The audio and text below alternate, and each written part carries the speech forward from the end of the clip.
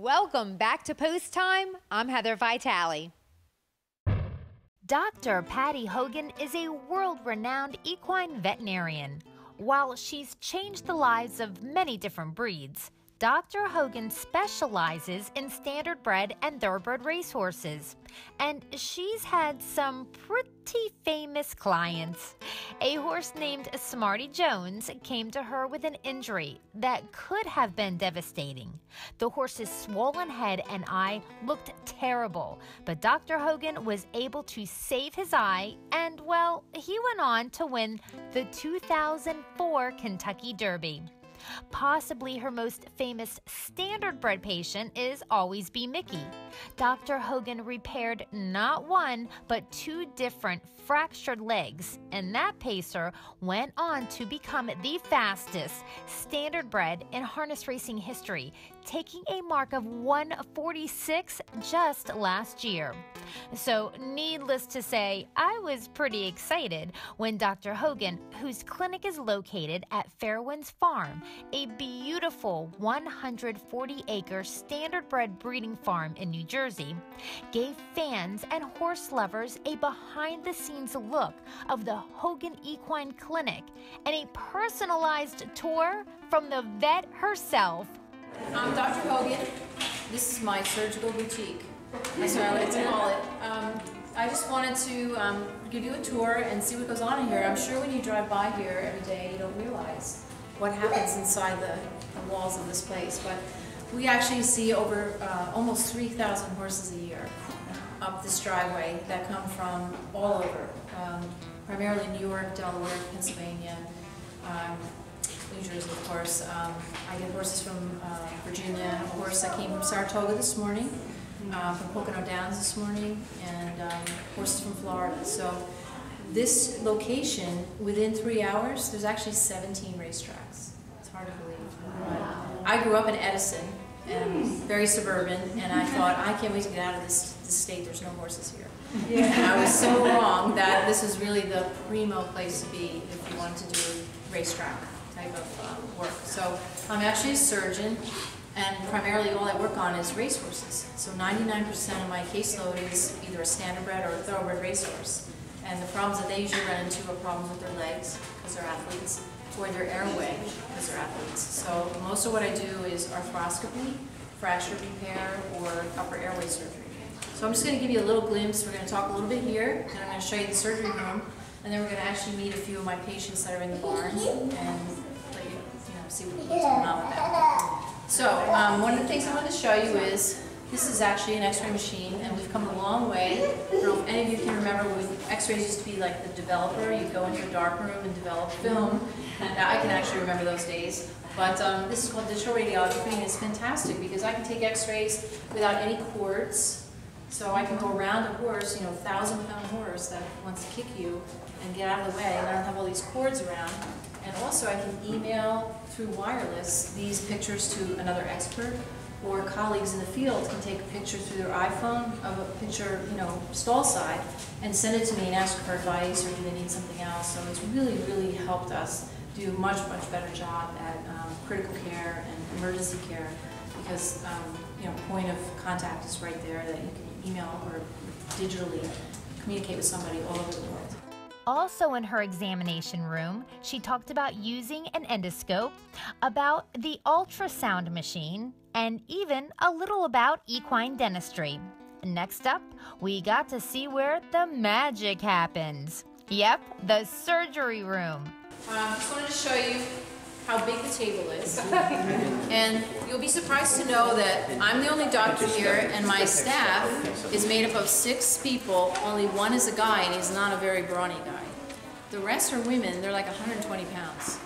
So how do we move these giant animals around? We use our brains and drugs. So we use this hoist. This is a regular mechanical hoist that we lift horses with, and we bring them in. And excuse me 1 second, the safe way that we induce them with anesthesia, we tranquilize them, we put them in this chute. It's a squeeze chute, so they're inside here with their legs, they can't hurt you.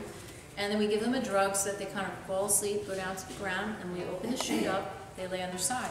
And then we put the hobbles around their legs, and we can lift them up and move all over the place. So we lift them up by their ankles, and then, excuse me, and then we put them on the table, either on their side here or on their backs. And then we have this thing. This is an endotracheal tube. So anybody that's had surgery, you have a tube down your throat, you wake up, got a sore throat. This is how long it is for a horse. It's such a long neck, and the volume that we need is so large. This is the anesthesia machine. It's quite a big volume. I always tell my girls that once the horse hits the ground, we're on a clock, because I want the horse up and out of here. That's the most critical times. They're so heavy. Their blood pressure needs to be fantastic in order to perfuse all their muscles. Their heart rates are generally low. You know, their heart rate is about 36 normally. So they can have some problems if they're not bleeding enough blood.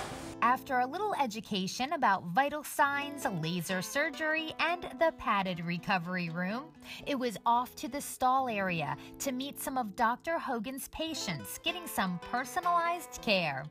Injuries of these big animals getting lots of TLC ranged from a friendly little lady who was getting some help with an ulcer that's in her eye, to a horse that had just shown up the day before for surgery after breaking his leg, and he's expected to make it back to the track in a couple of months. I know you've worked on a lot of famous horses, but is there one that sticks out in particular, even celebrity or otherwise, one of your favorite horses? Boy, there's a lot. And, you know, of course, there's the ones that are so famous, everyone knows about them, like Mickey, of course. I really love that horse because of his athletic ability and what he overcame, what I know that he overcame as a surgeon. And it was just amazing to see the horse, and so gratifying to see that he came back to his normal self. But I have to say, probably my all-time favorite is going to be Smarty Jones, because he really put me on the map. But really meeting that horse was such a joy. I mean, to this day, I still remember every hair on his head, and he wasn't famous when I met him, but he was such an amazing injury. He was very dramatic, and then to get through all that, you know, he was in my care for 2 weeks.